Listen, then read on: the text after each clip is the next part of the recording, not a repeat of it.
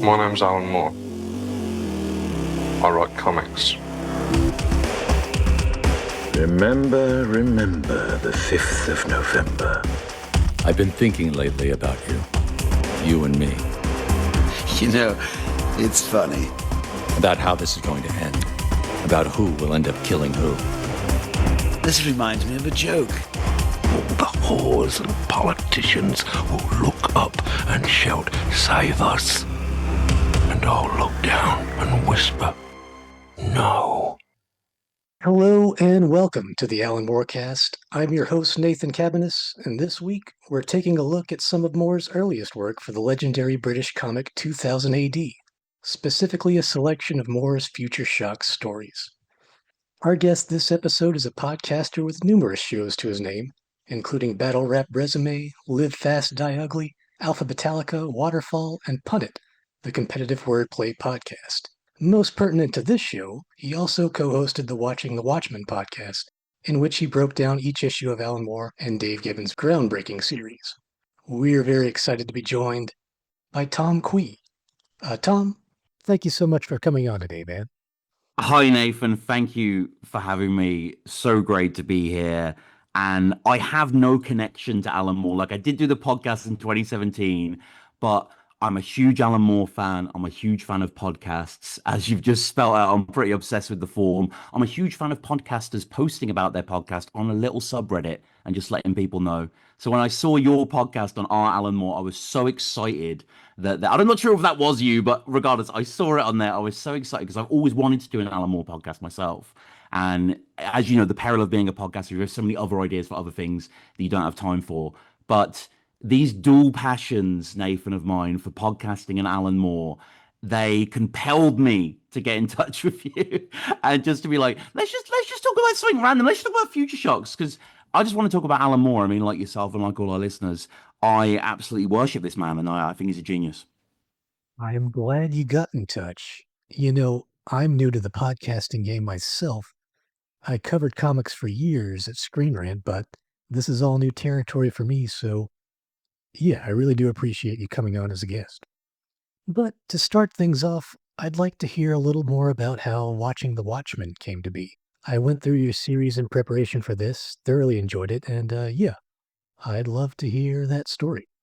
Yeah, Watching the Watchmen was an interesting one. So that was myself and Def, who fascinatingly was a battle rapper at the time. I did a podcast about battle rap in the UK. If people aren't familiar, 8 Mile is maybe your sort of go-to cliche, but you know, people shouting kind of angry rhymes at each other in a very skillful, evocative, fascinating, exciting. I mean, I was just at an event in Brixton last weekend. We're just recording this. Shotty Horror versus Gemini. That was kind of our Messi Ronaldo last match we've got. So I did that. I got friendly with a lot of battle rappers. Def was into comics. We were speaking a lot about comics. We were both obsessed with Watchmen.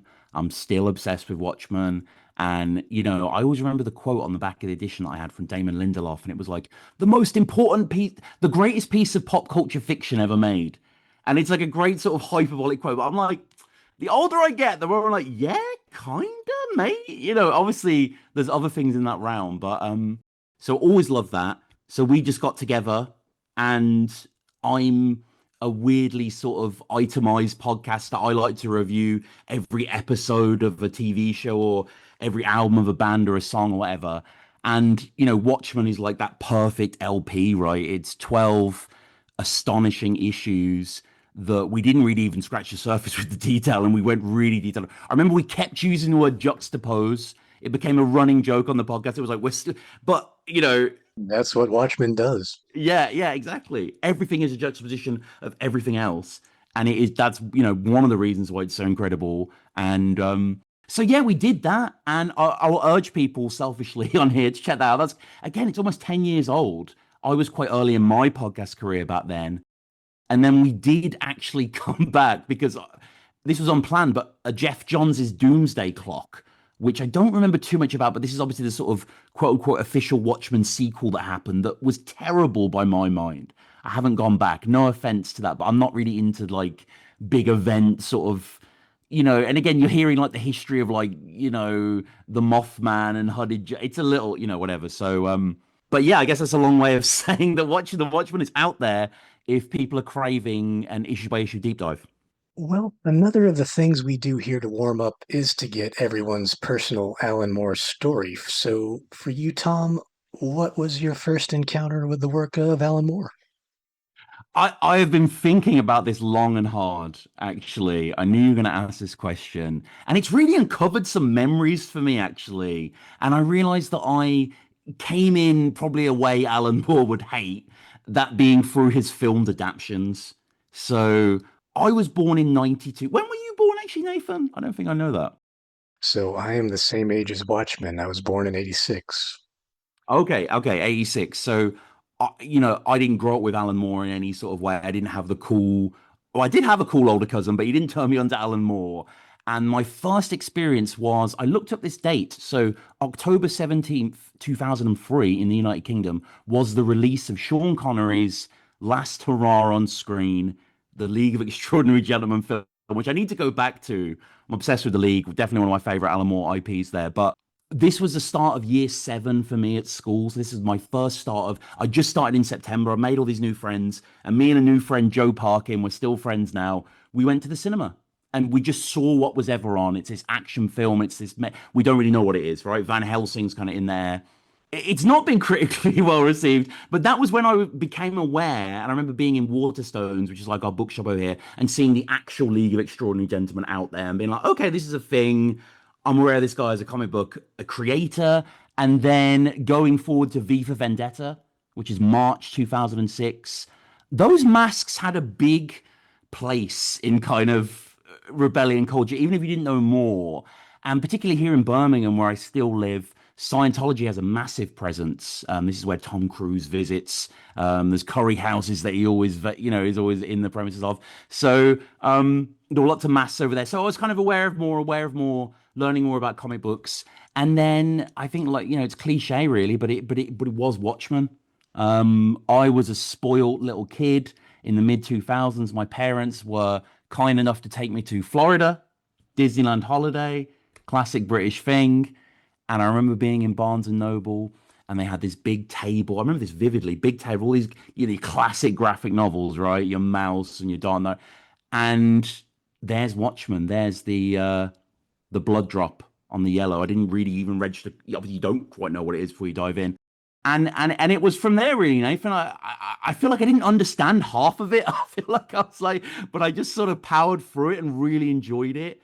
And that was my entry. And then from there, slowly I got into him. And then when I got a bit older and sort of realized all that he had available, masterpiece after masterpiece, I just became a giant. Like, you become more of a fan of Alan Moore, I find, the more you read of him and how impressive it is that he has all these different works. So that's how I got into Moore. I have almost the exact same story. Yeah, I got Watchmen on a family vacation and read it in the car on the way home, and yeah, Yeah, blew my mind. yeah, definitely. And the back issue stuff, I didn't really like. It's the metatextuality of Moore, which isn't really a thing in these future shocks that we're going to get to, that I really appreciate. In particular, like his way to inhabit all these different voices and genres in an iconoclastic way, but also just a very playful way. Like he just kind of, all these different kind of identities he can have. I just find very impressive and fun to read. All right, well, speaking of the main topic, let's get into it. So, Tharg's Future Shocks is the long running series of short strips in the weekly 2000 AD Comics magazine, the brainchild of Alan Moore's friend and mentor Steve Moore, no relation. Future Shocks were short science fiction stories that usually emphasized humor and O. Henry style twist endings. The stories often acted as tryout features for up and coming creators, and was often the first time names such as Grant Morrison, Peter Milligan, Alan Davis, and even Alan Moore himself graced the pages of 2000 AD. So I guess to kind of kick things off, Tom, what's your own history with 2000 AD? Was this something you grew up reading? Absolutely not. No, I was definitely aware of it. I think my first cultural awareness actually was. Are you familiar with Hero Clicks? Do you remember that model game Marvel did? I remember that. Yeah, yeah, yeah. Yeah, so they had a 2000 AD run, I believe, a small run, maybe with like Dark Horse as well. So it was like as a kid in a comic book shop, it'd be like, okay, these are sort of characters. And Judge Dredd, I one of the podcasts that I've done is about this classic cult British comedy called The Royal Family. British people were very familiar with it. It's always on the BBC. And Anthony, the young lad, he is spied reading a 2000 AD with Judge Dredd on the front. And yeah, I got into it fairly recently in terms of actually reading them and engaging with them. But certainly when I was reading about the history of Moore and his story from the Arts Lab and the Doctor Who magazine and the Star Wars, it was Empire Strikes Back monthly that he wrote for specifically, and all these different things. And then they would mention future shocks, and it was just an idea that really was like so exciting to read about. It's like, oh yeah, it's just like, all these legendary creators and artists and letterers, they all did these really interesting short stories that are just like weird sci-fi takes, and they're no more than 5 pages. Some of them are 2 pages. They're really waspish and inventive. So yeah, I was keen to seek them out, and did that through anthologies that were just the general future shocks of 2000 AD. And obviously there is an Alan Moore edition that I think we're both referring to here, but more interestingly, I wouldn't say he's necessarily innovating too much within the AD structure, and because it kind of has to be a thing, you know what I mean? It kind of has that kind of sting in the tail, and it has to be kind of sci-fi and whatever, and kind of cybernetic. But still, as a showcase for, it hasn't had a series yet. Things are going to come later, but it's still very very fun to read as a fan of him, the juvenilia of it. Oh, for sure, yeah. But for 2000 AD in general, I've often wondered if that's something similar for you guys to American Marvel and DC comics over here.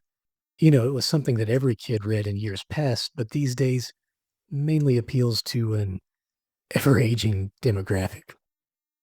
Yeah, I mean the audience for it was massive though, like because 2000 AD rose out of the ashes of Action Comics, which again was a huge seller. There was a lot of competition on the market back then. It was quite an oddly fertile market, but it was mostly sort of war stories and stuff torn from movies. But 2000 AD, from what I gather, it was that kind of environment of Star Wars and Alien and Blade Runner was coming through and whatnot. Like it was really in that sweet spot of the original Star Wars trilogy that it started. And yeah, it is a cultural artifact. I think if you ask the average British person about what comic they know, they would say the Beano or the Dandy or maybe Viz. And there is a Private Eye, which has a lot of comics in it, but is kind of a satirical news magazine, like genuine news magazine. So yeah, it lingers somewhat, but it's like I feel like it's like if Americans knew about Mad kind of vibes. Almost 2,500 issues. They're approaching the 2,500 issue. Well, Tom, I gave you an assignment to pick a handful of Moore's future shocks for this episode, and you came back with 6 stories. I think it's a really strong selection that covers the gamut of Moore's work on 2000 AD, and yeah, provides a lot of insight into how his early career in comics developed. But yeah, let's start things off with our first story, which is actually Alan Moore's first 2000 AD story, A Holiday in Hell, with art by Dave Harwood, first appearing in the 2000 AD sci-fi special in 1980. It's also interesting to note that this story was never reprinted until this year. But yeah, the story takes place in a future Earth where war and violence have been done away with, and we follow a couple on holiday as they travel to Mars, which we learn has been turned into a giant theme park called Murder World. Their guests can dress up as famous murderers throughout history and go on a killing spree against the park's android populace in an attempt to keep humanity's darker instincts in check by, by keeping them contained to the park. So this is a pretty solid start for Moore, I'd say. Kind of a riff on Westworld, but with a little more social commentary. It's interesting. It actually has more in common thematically with the later HBO series. But yeah, I don't know if anyone reading this at the time would have guessed that this writer would change the face of the industry in just a couple years, but it is a pretty good installment of Future Shocks. Yeah, it's very well told. You can definitely sort of see the twists coming, and it's fun to predict them. Where the victimatics, they're called, these humanoids that they can basically butcher, and they have the ability to kind of chameleonize themselves, and then at the end, obviously, they come back to Earth and are kind of. It's the wonderful moment right at the end where the main guy, what is he, Earl, who's the sort of surrogate leader, the CEO of the organization, is forced to look out the window and see the playful violence of before enacted in the real world, but we don't actually cut to that. It's very skillfully done. Like there is a lot of elegance in the storytelling, and yeah, it's sharp. There's a lot of puns in here. Like again, more just cannot resist alliteration and cannot resist kind of dipping into that world here. I wanted to ask you actually because these are the future shocks, Nathan, but these are Fogg's future shocks. We must labor the point here. This is an actual alien character who's the kind of mascot of 2000 AD. Yeah, technically the editor-in-chief of 2000 AD, kind of kayfabe terms. He introduces stories. He muses on the morals at the end of them. He's a fantastic kind of boy here, and he'll actually become a little bit more important. He kind of gets involved in some stories as well, which is quite interesting. But yeah, as you say, this is a 5-page comic. We've sort of explained all it is. Really, it is just a riff on Westworld and the kind of I don't know the very sort of dark reality of like a world of peace desires like carnage. Like it says a lot. And they get to don the costumes of murder as well. The stormtrooper. There's a Ku Klux Klan member that you see in one of the scenes, and he's carrying someone away, and there's someone hanging from a lamp, and like it's very like obviously 2008 was violent, but it was for kids, and I'm just thinking about like 8-year-olds in 1980. Like you literally see on a car bonnet someone being held down, and the main woman's about to axe him in the head, like and he's screaming. Like it's very visceral. Yeah, it's very subversive. I also want to touch on Dave Harwood's art. Yes. He's not an artist I was all that familiar with, but looking him up, he did do more comics after this, although he doesn't have a huge bibliography. But I really liked his work here. I don't know if you're familiar with artists like Ken Landgraf or Ben Mara, but Harwood has the same kind of quality of those two. It's this like intentionally bland, staid 1950s style of art, which makes it the perfect fit for a story like this when it goes off the rails. Yes, the faces are wonderfully realized. And also you referenced the idea of the credits there.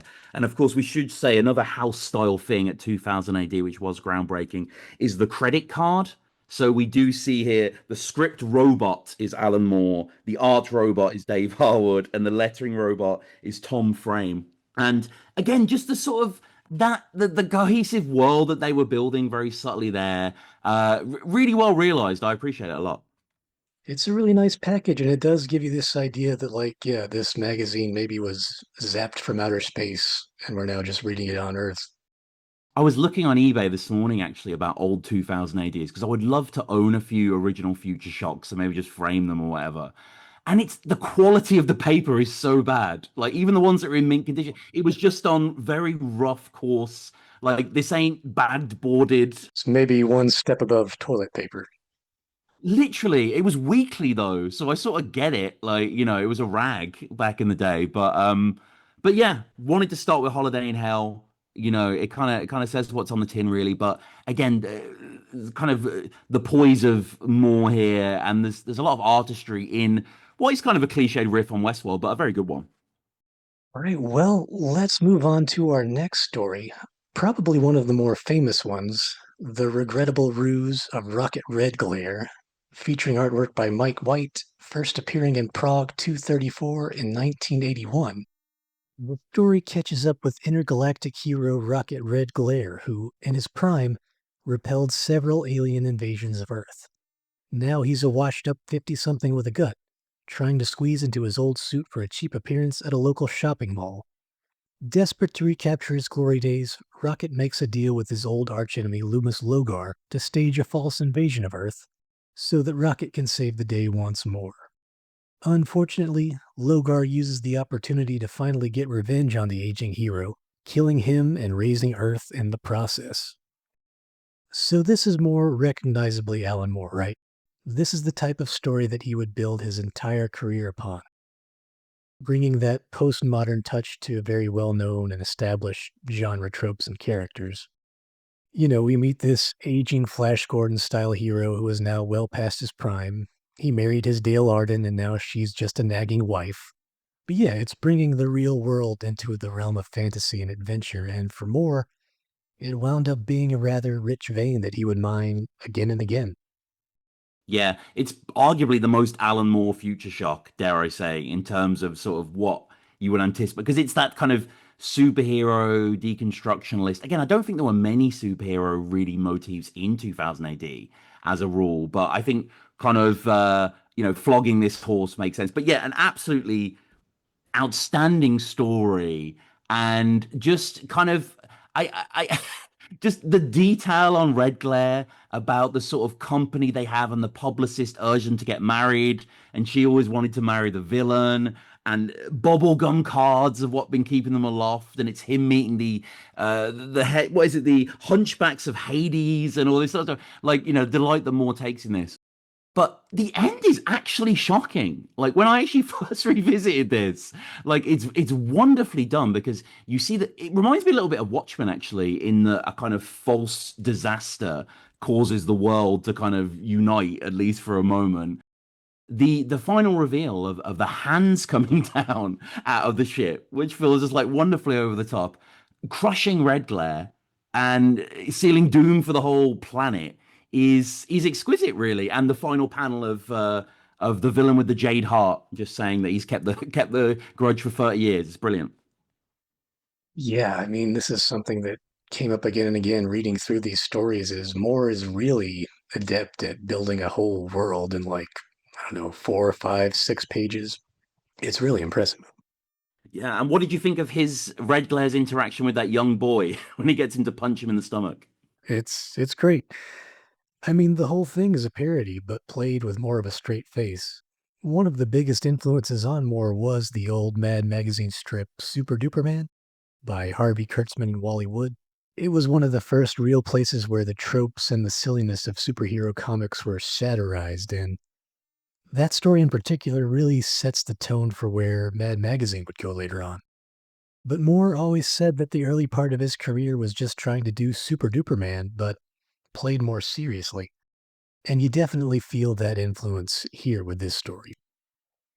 Yeah, no, it's again the relishing in the language as well, like the fetid breath of my forefather, is what he says as he enters there, and again, it's these 5 pages that they have to contest with, and often quite busy with panels, and superbly realized, and yeah, really, really another super successful story that I just wanted to push to the front, because you know.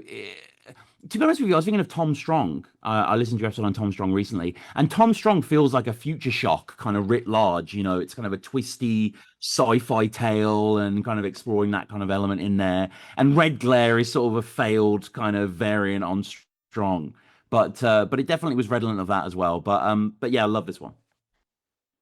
Yeah, and talking about the art, I think Mike White does a pretty good job here, but there's a part of me that can't help but wonder if Dave Gibbons would have been a better fit for this story. Yes, yeah, I agree. You often wonder if Dave Gibbons would have done better, but he does a very good job, actually. And I think some of the more absurd moments on the page, for example, when the hands come out the ship, as I mentioned, I realized very well, actually, and it is still a very successful strip. Yeah. Probably not fair to compare every artist to Dave Gibbons because No, it's not. No, high bar, high bar.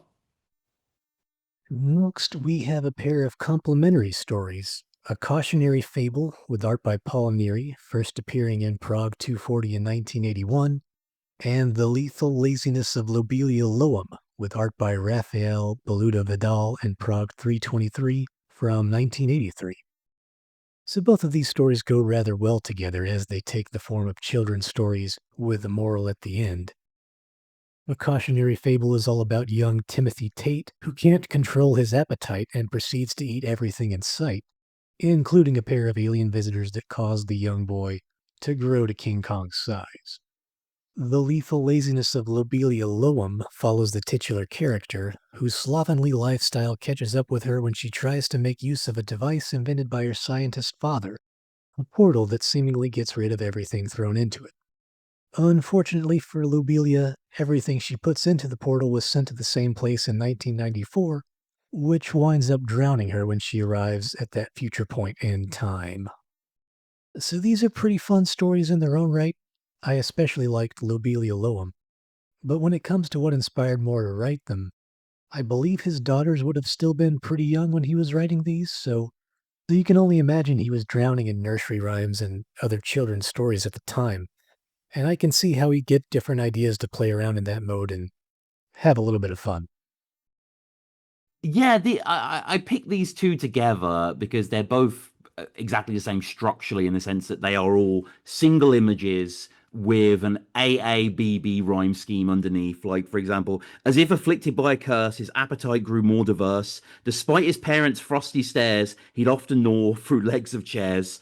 And I love the sort of prehistory of graphic novels and comic books and the Bayeux tapestry and hieroglyphics and whatnot, and one of them is William Hogarth, who I'm a giant fan of, from the 17th century. But those sort of the rake's progress and these kind of consequential tellings of stories where it's just kind of actions that are being crystallized in time, there's no true paneling going on, it's just one picture and verse. And yeah, the rhyme scheme is amazing. I also like the framing of both, which, as I mentioned before, Farg gets a little more involved this time on both. These are both told as cautionary tales.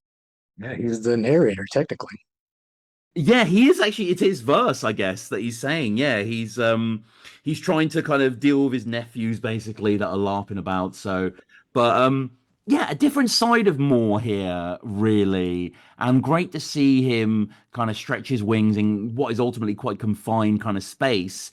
AABB rhyming, as I say, but some amazing lines throughout, some terrific art. The escalation as well, in particular, of A Cautionary Fable, the first one, where it becomes like a King Kong parody at the end, essentially, and just escalates wonderfully. Really, really good. And Lobelia Loam as well is more of a kind of time travel kind of spin on it, but still, that's a bit of a later one as well, a bit more assured one. But yeah, both of them are a riot to read.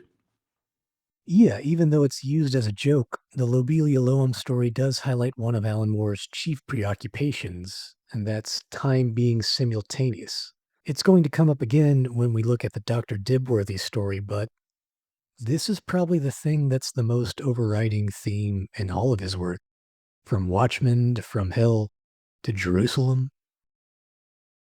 I also came across this quote from an interview he did for Studies in Comics in 2011, where he says, and I'm not going to do the voice, don't worry. I remember during one of my earliest magical experiences, my very first one, in fact, where I actually felt that I was outside time, and I understood what it meant to say that all time was simultaneous, that it was all some fourth dimensional hyper moment that we were all suspended in, and that I'd been writing about this for years. I realized that I'd been writing about it in Watchmen, that I'd been writing about it in 2 or 3 Future Shocks for 2000 AD, and yet I hadn't realized.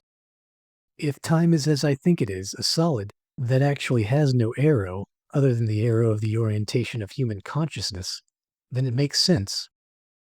So yes, time and space is an obsession.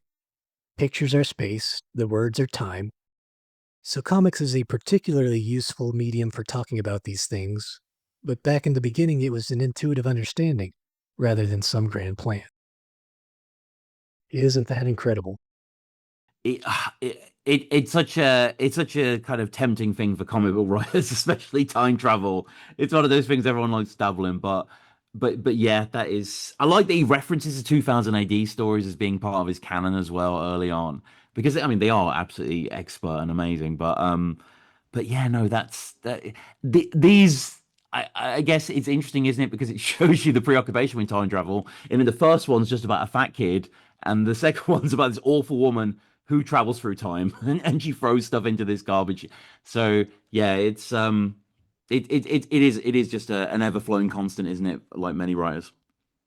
Comics really handle time in an interesting way where Moore has pointed this out before, but you can flip back through the pages and go literally back in time, reread, re-experience certain portions.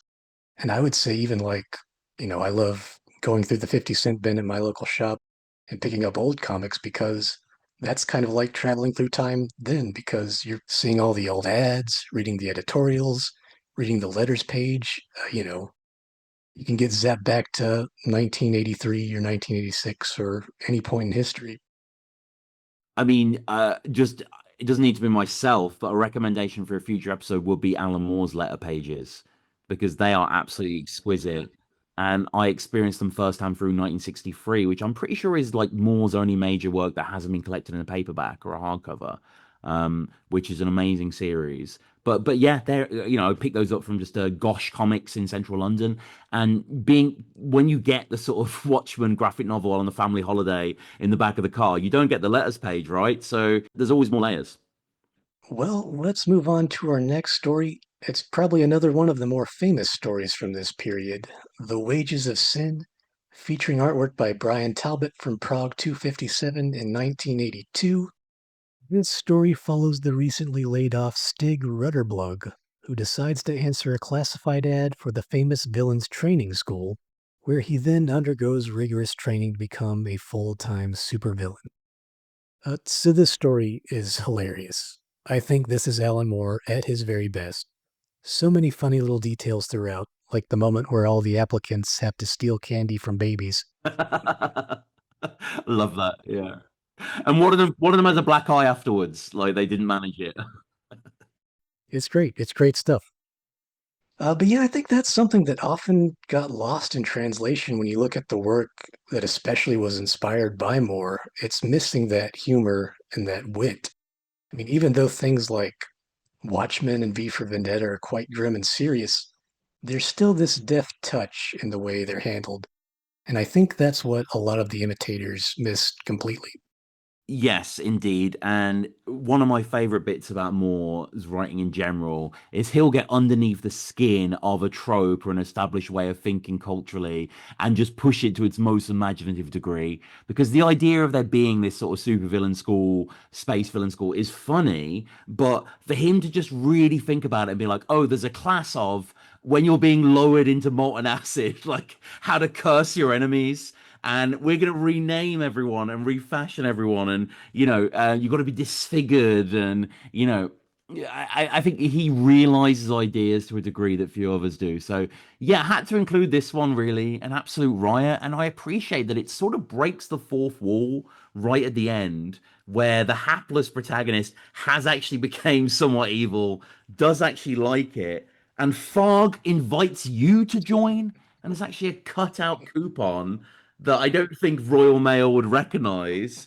But you can say the final thing is, I'm so evil, I'm not even going to put a stamp on this when I post it. That is British AF. That's crazy. There's so many great in jokes. I mean, even the title itself, it's the literal wages of sin. Yes, but it was the old film, right? The vans on the swinging bridges. I think it became Sorcerer, The Wages of Sin. But yes, you're right. It is just a kind of idiom in itself, and also literal wages of sin. And this is a little bit longer as well. Like this is actually what's this, 6 pages, so he gets a little bit more to play with here. Fancy. So yeah, right. So no, this is 8 pages. Sorry, because it is a little bit longer. So little bit of running room there. Another super funny story. Moore is always really funny when he wants to be. Like, it's through the cleverness of it, and it's through the irony, it's from the kind of poking at the edges of this kind of trope and idiom. So, this is another one that I think is fantastic. The art as well. In these 2000 AD pages, in Future Shock pages, each panel really has to sing, right? And translate you to a new environment. And that's what happens throughout this one. Yeah, we have to mention Brian Talbot because that feels like maybe one of the all-time great collaborations that never really got off the ground. True. So for those who don't know, Brian Talbot was set to draw a horror strip with Alan Moore called Nightjar for Warrior magazine, which famously never came to pass, at least not until much later when the first installment was eventually released. But yeah, you look at this story, and it's really a shame that Moore and Talbot never really got a chance to work together on anything longer. True. I mean, for me, Talbot, I've not read too much of Alice in Sunderland from 2007 is I've coined a term on my other podcast, dare I say coined, gritty British. Like it's a whole kind of aesthetic. And Alice in Sunderland is transplanted in that, and obviously the Carol mythology is incredible. But yes, you're right. Like Ships in the Night, right? They didn't even know what was to become. They were just on a Future Shock strip together. And I know that Moore liked to kind of pick his artists and, kind of anticipate their needs and play to their strengths. But who knows with this one? But Another absolute triumph. Yeah, it's a shame. From what I understand, they were both pretty good friends, but I guess the timing just never worked out.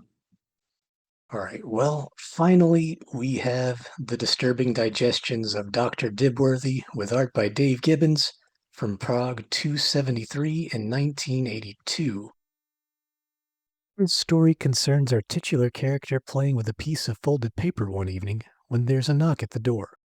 It turns out to be his future self, telling him he's about to invent a time machine and warning him against it. He keeps getting visited by subsequent future selves who continue to warn or provoke him into inventing the time machine before he decides to throw the folded paper into his fireplace. Thinking it's all over, Dr. Dibworthy notices the way the wine is swirling in his glass when he receives another knock at his door. So it's also worth noting that this story seems to be a riff on a novella by Robert Heinlein, By His Bootstraps, which similarly features a man who keeps getting visitations from a series of his future selves. So this is only 3 pages, and yet there's so much here. All of these stories show off the possibilities in short comics fiction, the way you can build entire worlds and concepts that could be the subject of an entire novel in just a single panel. And this story is no exception. And not to throw shade, but writing effective short stories seems to be something that modern comic book writers struggle with. Hmm. Interesting. Yeah, it's 3 pages, like you say, so you can keep rereading it. Like the professor who keeps re-entering the room, you can keep re-examining it. And I mean, there's so many things exciting about this, but not least because it's Moore and Gibbons, which is obviously a joy to see. And I couldn't help.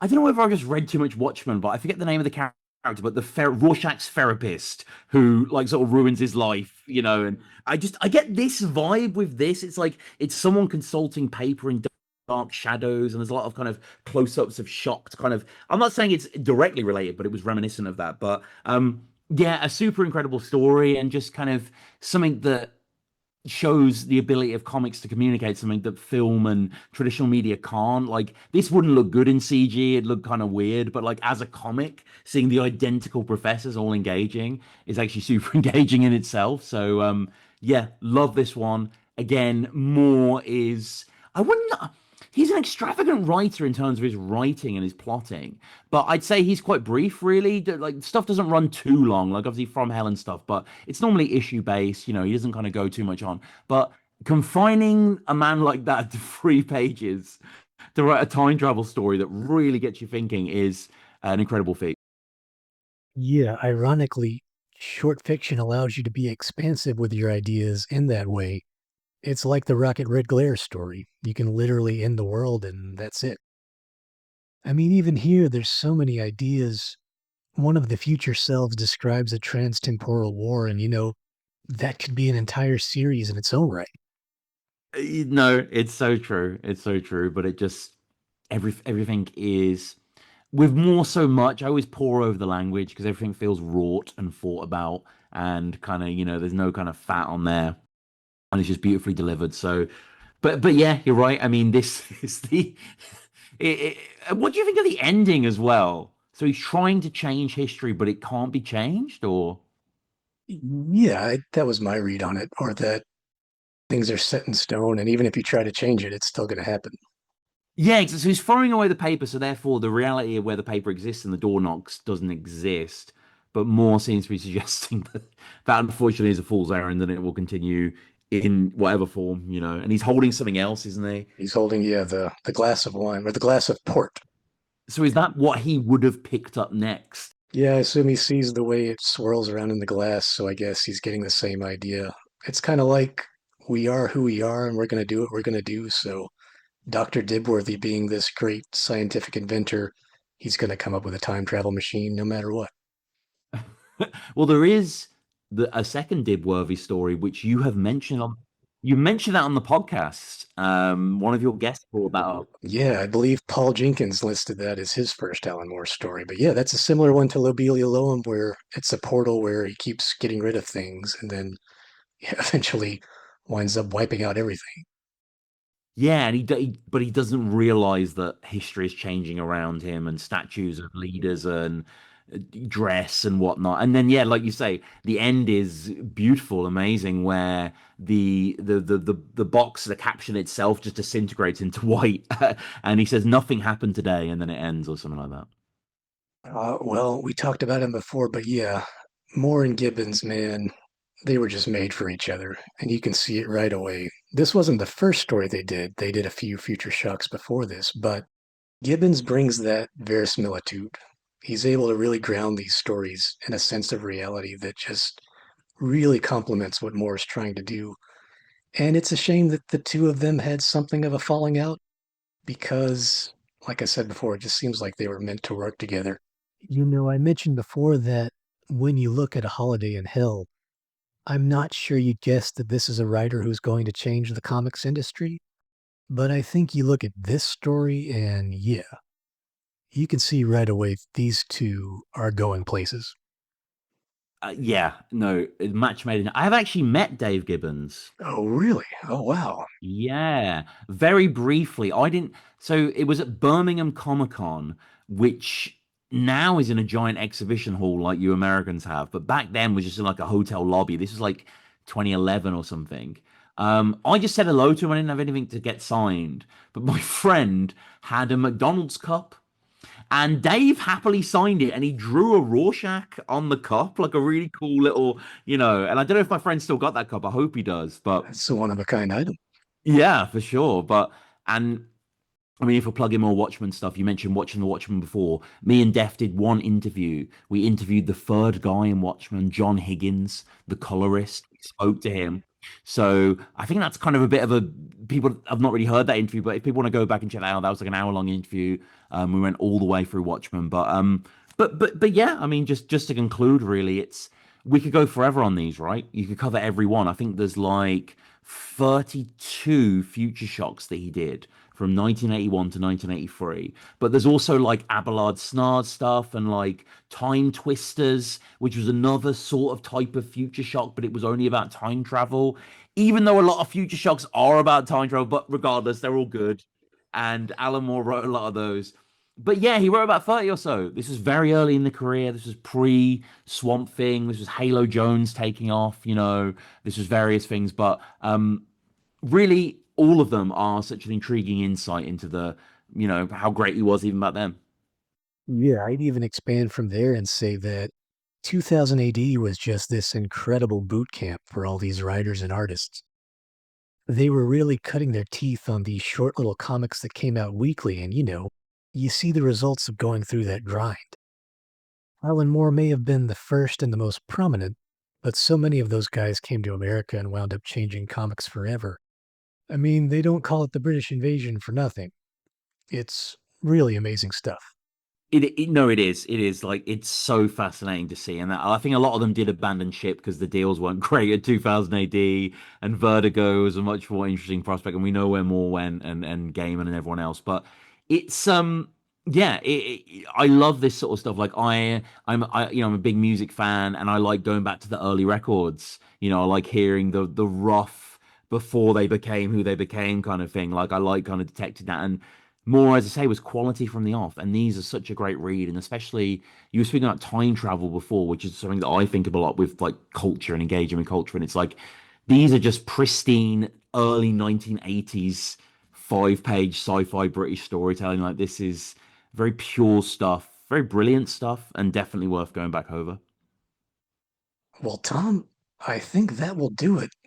Thank you so much for coming on again today. Thank you for picking these fun stories to dissect and talk about. It's a real joy to go back and look at Moore's early work and kind of see where a lot of this stuff began. Yeah, exactly.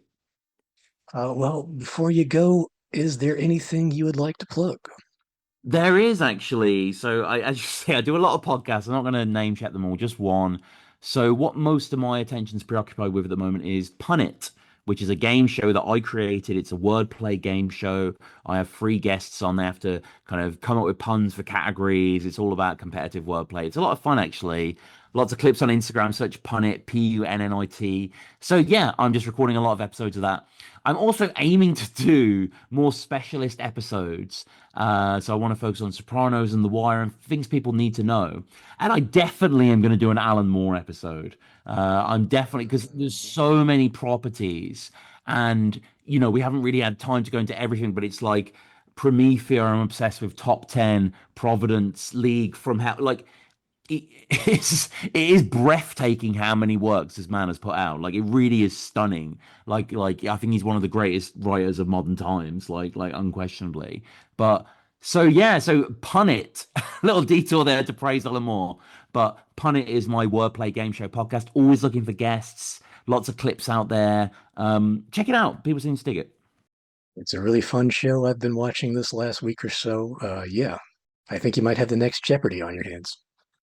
Yeah, I'm a huge Jeopardy fan, so that is good to hear. Yeah. Thanks once again to Tom Kwei for coming on this episode. You can find many of the podcasts that Tom's been involved with at tomkwei.com.